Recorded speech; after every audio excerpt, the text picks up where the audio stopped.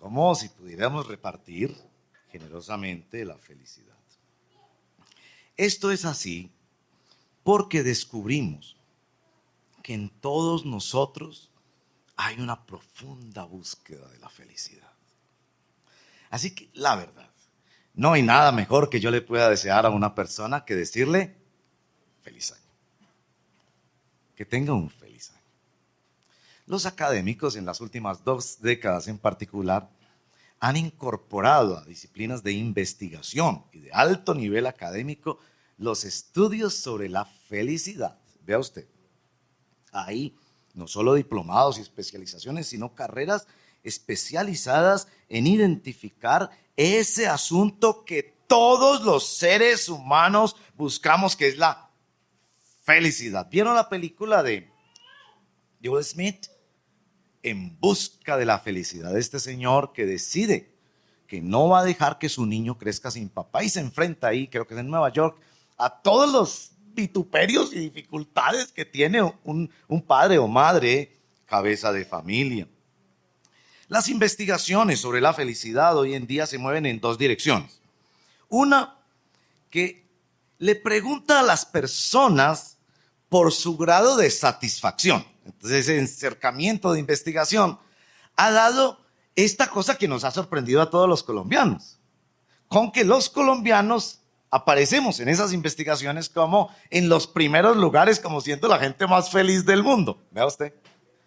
Los colombianos, con guerrilla y todo, con corrupción y todo, con telenovelas y todo, y somos los más felices de la tierra. Lo que se evalúa ahí es la satisfacción. Se le pregunta a la señora allá en Palenque, que sufre para conseguir cada día 10,000 pesitos y comer el día siguiente. Y la señora, por supuesto, desearía tener mejores ingresos, pero esa señora es feliz como nadie. Los otros estudios se mueven en la dirección de la calidad de vida. En esa sí no esperemos que los colombianos estamos muy en los primeros lugares, estamos más bien lejos. Por ahí entiendo que Noruega es el que está en primer lugar. ¿Qué tiene que ver eso con nuestro texto del día de hoy?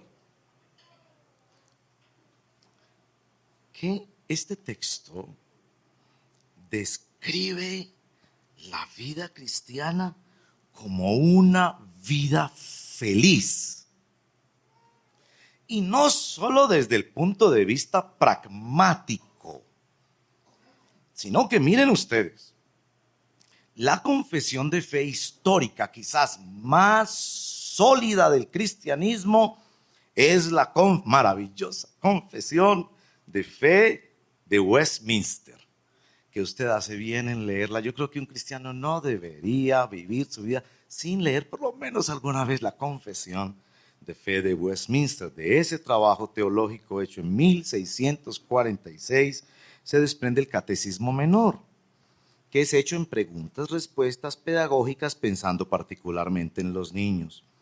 La primera pregunta del Catecismo Menor de Westminster inquiere esto: ¿cuál es el fin último y más importante del hombre? Esa es la pregunta, y los niños particularmente aprenden la pregunta y la respuesta, como en todos los catecismos históricos.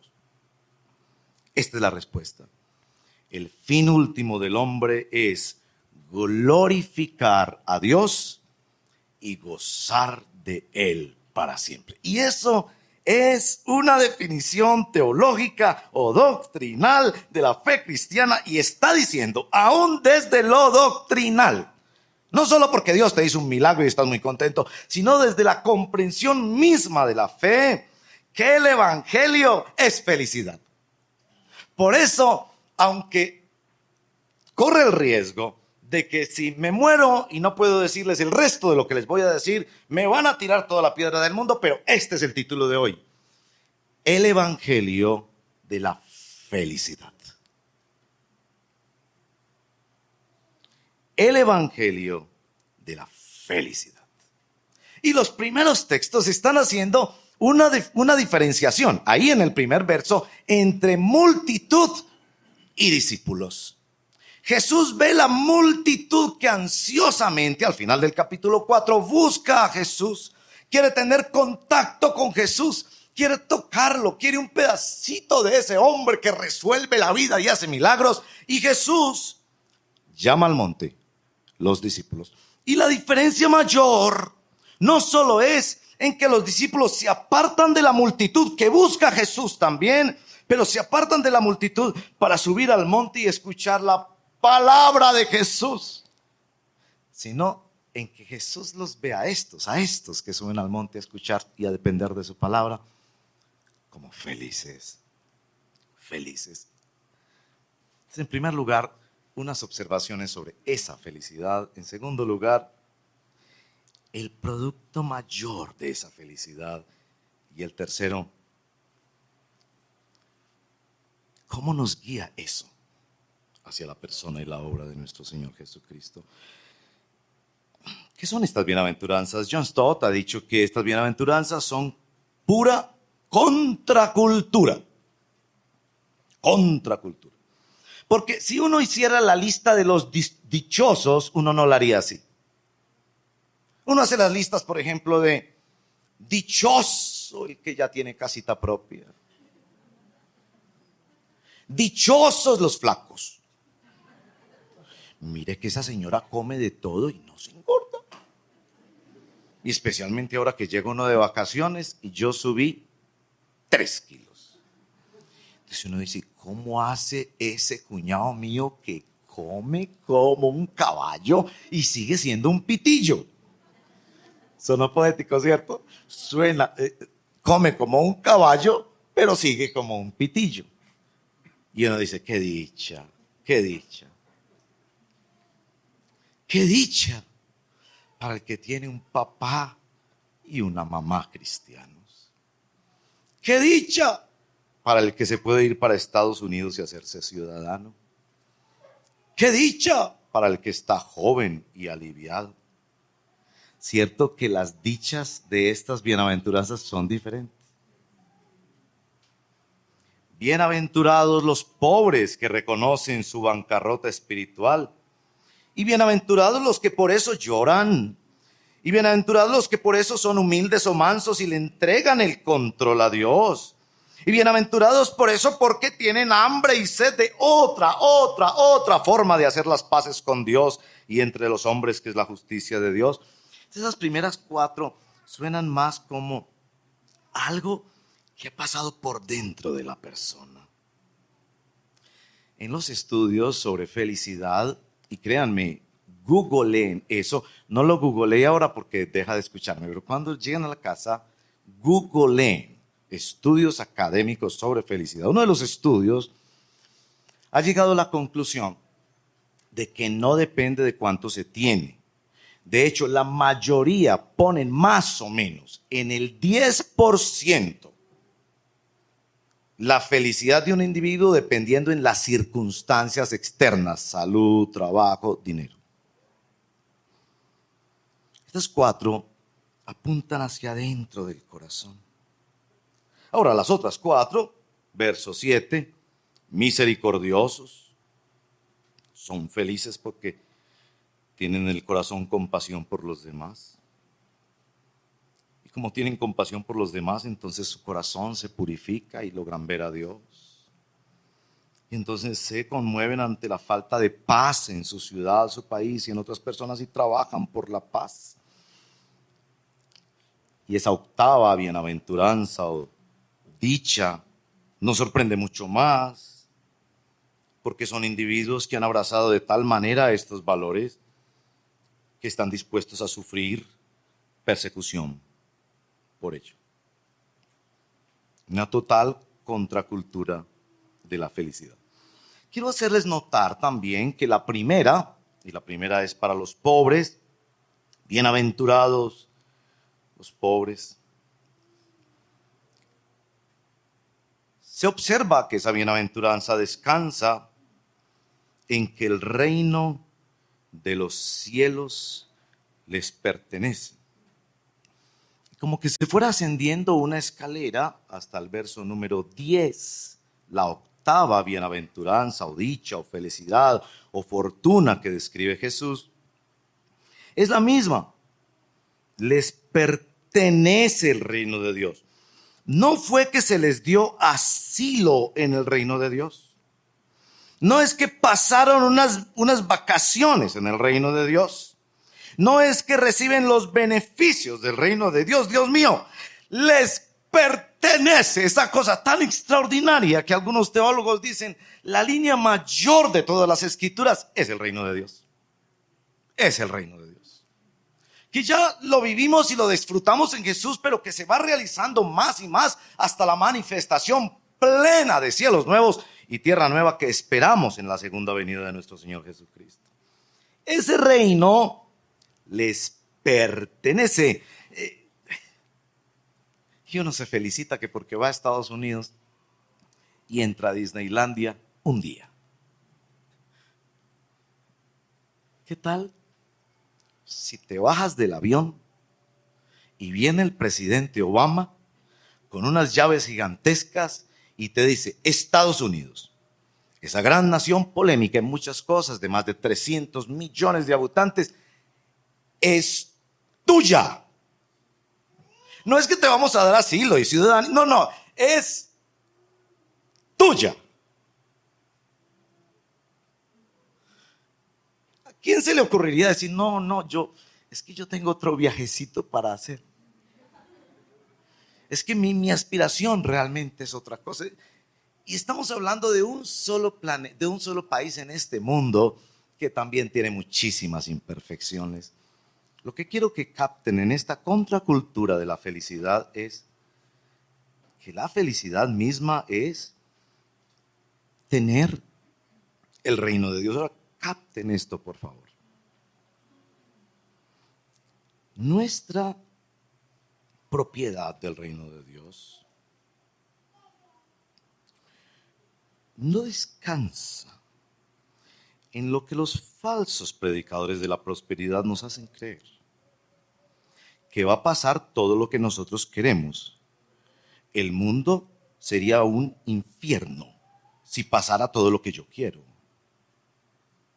Con los deseos corruptos que yo tengo, sería terrible. El reino les pertenece, no en el sentido de que ellos sean los reyes de ese reino, sino en el sentido de que les pertenece el rey. De que el rey, que es el mismo que está hablando, se les entrega.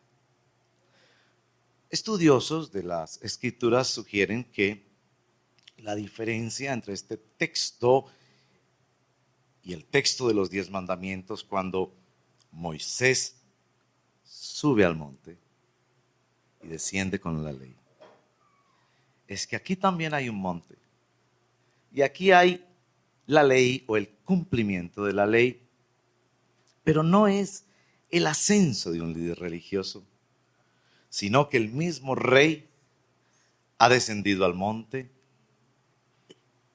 Y no es que tenemos un representante que sube en nombre de nosotros, como el pueblo le dijo a Moisés, sube tú, porque nos aterroriza la idea de subir nosotros, sino que ahora los verdaderos seguidores e hijos de Dios suben a la montaña. Y no para quedar asustados con las leyes, sino para quedar profundamente impresionados. ¿Qué es esta felicidad? La bienaventuranza del reino de Dios. Esto es puro evangelio. Y es puro evangelio particularmente por lo que produce.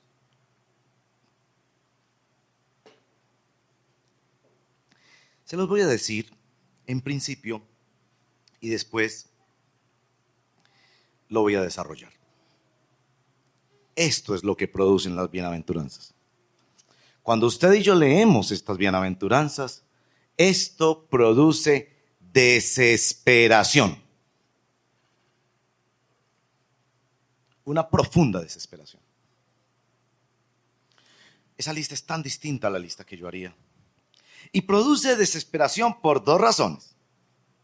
La primera, no parece difícil. ¿Es difícil ser pobre? A mí me parece que es difícil ser rico. ¿Es difícil llorar? A mí me parece que es más difícil es aguantarse las ganas de llorar.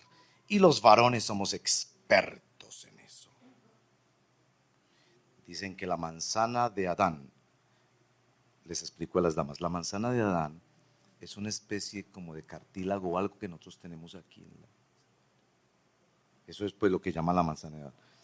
Que la manzana de Adán es producida porque los hombres nos aguantamos las ganas o la necesidad de llorar. Así que cuando vean un hombre con una manzana de Adán muy grande, díganle, usted ha llorado poquito, ¿cierto?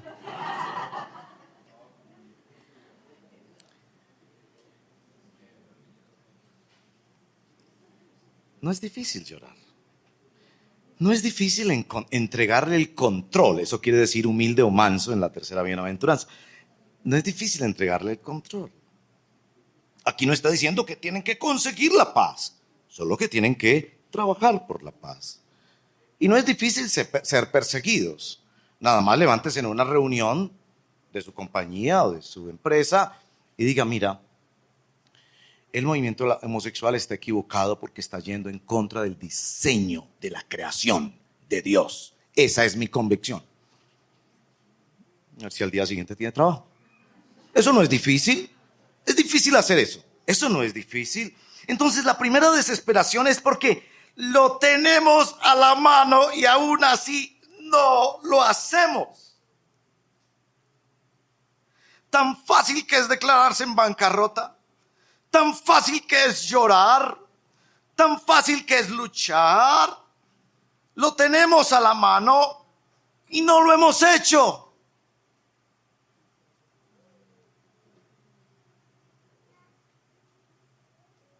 Dicen que en el infierno, una lectura ficticia, ejercicio literario nada más, que lo más terrible en el infierno, si se le preguntara al condenado, es la memoria. La memoria de haber tenido a la mano lo más esencial, que es el Evangelio de la gracia de Dios, y haberse dado esperas, haber sacado argumentos racionales, haber acusado a la iglesia porque la iglesia no es perfecta, cuando la iglesia sea perfecta. La memoria. Lo tenía a la mano y no lo aproveché. Esa es la primera desesperación de las bienaventuranzas. Como el hombre que se cuenta que su tío le dejó una herencia y el pobre, como un ratón, corrió a mirar esa tierrita que el Señor le había dejado por allá, el tío, y no era más que un barranco estéril y seco. Y enseguida le empezó mes tras mes a llegar la cuenta de los impuestos. Y este dijo, qué fortuna la mía, que me tocó una herencia, pero vea, pedazo de tierra que no produce ni hierba, porque la cosa era visiblemente reseca. Alguien le propone venderlo por cualquier cosa y él dice, si me lo compra me salva. 500,000 pesos, lleve. 6 meses después, él ve a este comprador en las noticias como la noticia mundial del momento, porque el tipo encontró un pozo petrolero como nunca se había visto y ahora es el tipo más rico de toda la tierra. Si este señor no se pega un tiro, va a vivir diciendo, yo lo tuve. Yo lo tuve a la mano. Esa es la primera desesperación que producen las bienaventuranzas. La segunda desesperación que producen las bienaventuranzas es esta. Ustedes han escuchado decir que querer es poder. No lo crean. Esa es la segunda desesperación. Porque querer no es poder. Preguntémonos los que hemos tratado de cambiar un sencillo hábito. Por ejemplo, mi gran pecado es que yo hablo demasiado. No tengo que darles más testimonios ni pruebas de eso. Yo llego a veces a una reunión mentalizado, le hago las promesas a mi esposa, no voy a hablar en esa reunión, voy a lo mínimo, inclusive yo hago ejercicios mentales como estos. La reunión va a demorar 1 hora. Somos 10 personas en esa reunión. Entonces, ¿cuánto tiempo debería yo hablar para ser ecuánimo con los demás? 6 minutos. Yo no voy a hablar sino 6 minutos en esa reunión. Le digo a Claudia, mi amor, me voy para esa reunión, estoy comprometido con el Señor, ya oré, ya me lo canalicé, me lo mentalicé, yo no me sentí muy mal en la reunión pasada, hablé demasiado. 6 minutos y nada más. Pues 6 minutos fue lo que les dejé a los demás, porque yo hablé el 90% de los minutos. La desesperación es que sí, yo no tengo problema con acercarme a Dios y decirle que yo soy pobre, pero no en cuanto a todo.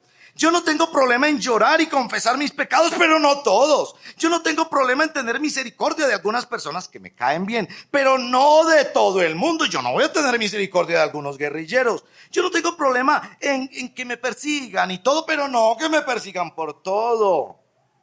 ¿Saben cuál es el mejor ejemplo de eso? Las resoluciones de Año Nuevo.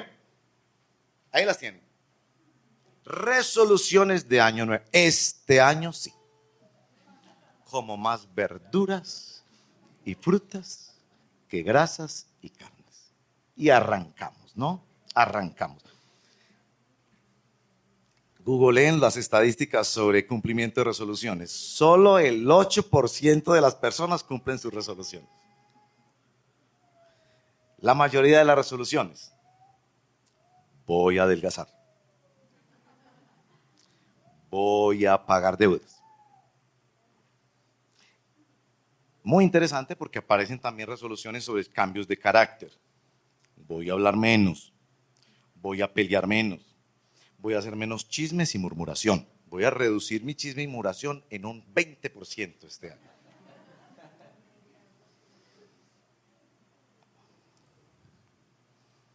Inténtelo. Y se dará cuenta que todos luchamos contra una voluntad de mantequilla. En teoría, en palabras bonitas y buenas intenciones, somos unos generales. Somos unos generales. Y por eso es estadísticamente que por lo menos en la experiencia que tenemos en los rediles, final de enero, febrero y marzo son las asistencias más elevadas en nuestras congregaciones. Porque arrancamos ese año, ¿no? Este año sí voy a madrugar y voy a hacer ejercicio. Este año voy a hacer ejercicio. Y yo necesito hacer ejercicio. El médico me dijo, usted tiene que hacer ejercicio. Y yo me levanto. Y es una lucha por dentro porque me doy más y más cuenta que querer no es poder. Yo sería un ángel si así fuera. Porque querer el bien, claro que quiero el bien. ¿No es esa la gran discusión de Pablo en el capítulo 7 y 8 de Romanos? Yo deseo las cosas más hermosas y más nobles. Yo prometí que esta era la última vez.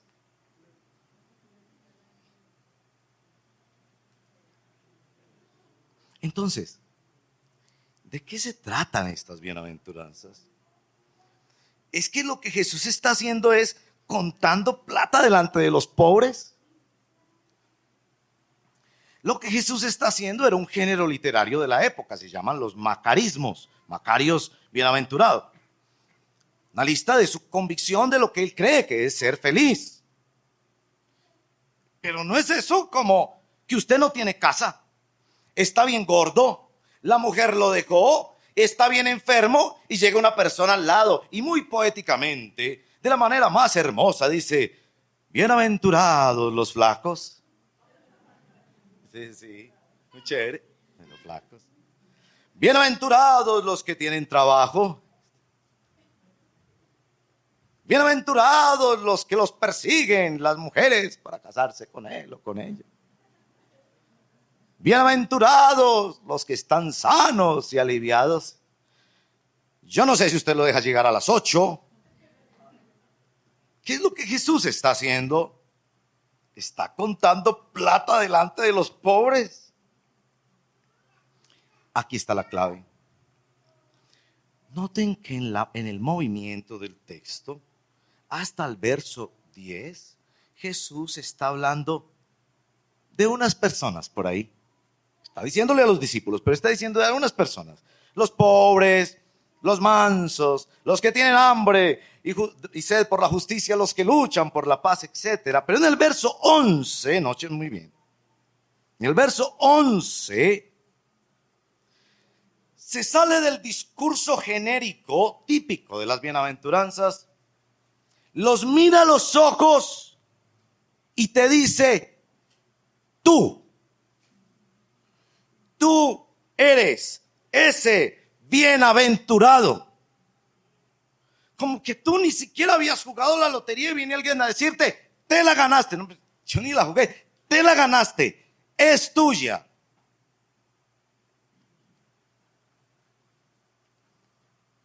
Y por eso le repito en el verso 11, alégrense, verso 12, perdón, llénense de júbilo. Las bienaventuranzas siempre tenían ese sentido escatológico, directivo y declarativo que absorbía no solo el pasado y el presente, sino todo el futuro de la persona. Y les recuerda que así son los que les precedieron los profetas. Ese feliz eres tú. Y tú dices, Señor, pero yo estoy gordo. Estoy enfermo. No se quieren casar conmigo. Soy desempleado. Y él dice, ese bienaventurado eres tú. Esa es la mitad de la clave de este texto. La otra mitad está en el verso 16. Después de que les ha dicho que el ejercicio de la sal y de la luz del mundo es precisamente el ser feliz en el mundo a la manera de Dios. No saquen el texto de la luz y de la sal de su conexión con las bienaventuranzas. Eso es mala interpretación. Cuando Jesús está hablando de ser sal y luz en el mundo, en este texto no se refiere, vayan, manéjense bien en el mundo, a ver cómo su luz hace que piensen en el Padre. No. Se está refiriendo a que el mundo verá otra forma de felicidad. Pero miren el verso 16. Para que ellos, el mundo, pueda ver las buenas obras de ustedes y alaben a papá. La lógica del texto debe ser para que el mundo vea qué tan felices son ustedes y salgan en la revista Forbes o en el resumen anual de semana. Si la gente ve mi felicidad, no deberían hablar de mi felicidad. ¿No le pasa a usted que a veces ve una persona tan contenta, que disfruta la vida tan contenta y usted va para la casa diciendo, qué tan bueno ser con esa persona? Pero aunque al papá de esas personas no lo ven, aquí está diciendo que la lógica de esa felicidad es que vean a quién produjo esa felicidad. Esa es la clave de las bienaventuranzas. El que los hizo verse pobres fue papá. Yo me veía rico en mi orgullo.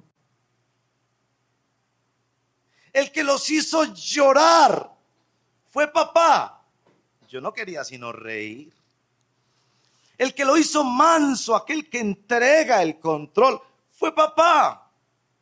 El que le dio una hambre y sed de justicia, fue papá. Fue papá. No fui yo. Esta felicidad se diferencia de otras porque tiene el toque y la iniciativa de Dios. Resumo para concluir. Es una bienaventuranza contracultural, evidentemente. Es una bienaventuranza que cuando uno la escucha lo desespera. Parece que puedo, pero cuando lo intento no puedo. Y es una bienaventuranza que finalmente me lleva a la palabra de Jesús, aquel que habla desde la montaña, el otro Moisés, pero que es el rey que desciende y dice: esto lo hace papá, y el mundo verá que esto lo hace papá. Concluyo. ¿Qué es el evangelio entonces de las bienaventuranzas? ¿Por qué decimos que esto es puro evangelio? En primer lugar, porque es evangelio que nos pone entre la espada y la pared, y eso es lo que hace el evangelio. El evangelio me pone contra la espada y la pared y no me deja jugar a la religión.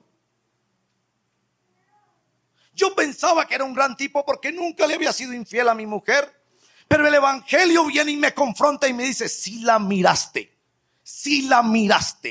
ya adulteraste con ella. Me deja entre la espada y la pared. El evangelio me dice: hay una felicidad extraordinaria, pero tú no la puedes conseguir. El evangelio cuenta plata delante de los pobres. Eso es muy duro. Por eso Lutero decía: el evangelio tiene que saber amargo para saber dulce. Y en segundo lugar, mis hermanos y hermanas, amigos y amigas, esta es la dulzura del evangelio, que papá lo quiere hacer. Que papá invita a través de la palabra de Cristo a las multitudes que solo quieren milagros y multiplicación de comida, etcétera, etcétera. Todos queremos usar a Dios, a que suban al monte y escuchen la palabra de Jesús. Esa palabra que desespera, para cuando los vea profundamente desesperados por la gracia del Espíritu que convence de pecados, le diga: feliz porque llegaste a papá, bienaventurado porque llegaste a papá.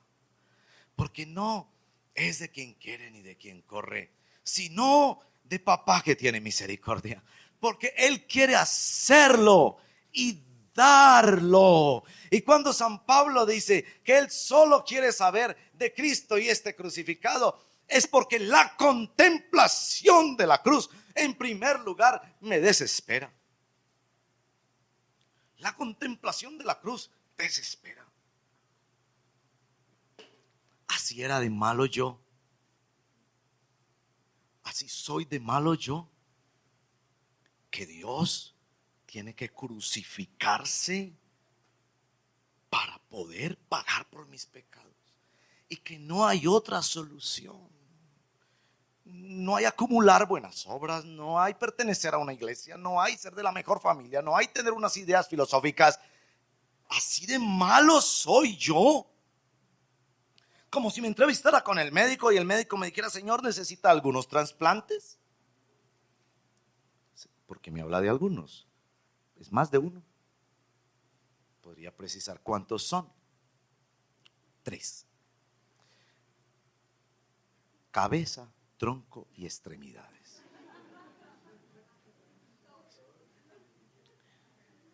La contemplación de la cruz de Cristo habrá de desesperar al pecador.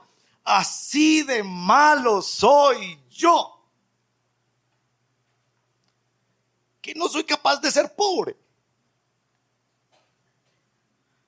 Así de malo soy yo, que no soy capaz ni siquiera de llorar por mis pecados delante de Dios.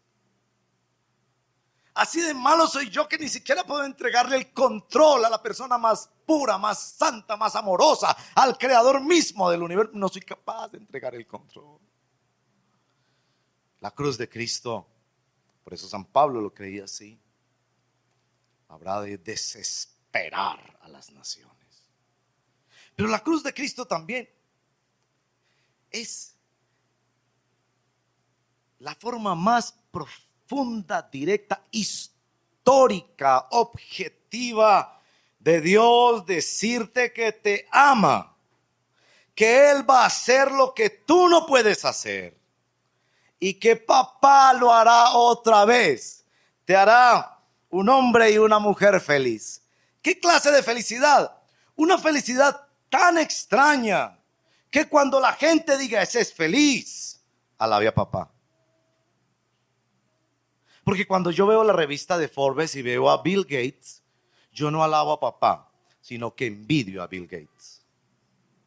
Esta felicidad hará no que se envidie al cristiano, ni que se piense que el cristiano fue gran cosa, sino que produzca una desesperación en otros seres humanos de decir, yo quiero conocer ese papá. Oremos.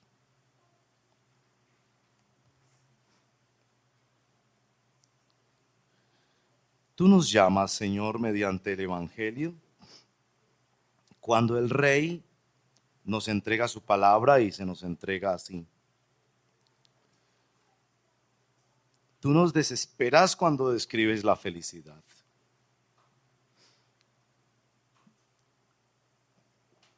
Esa desesperación nos lleva al arrepentimiento.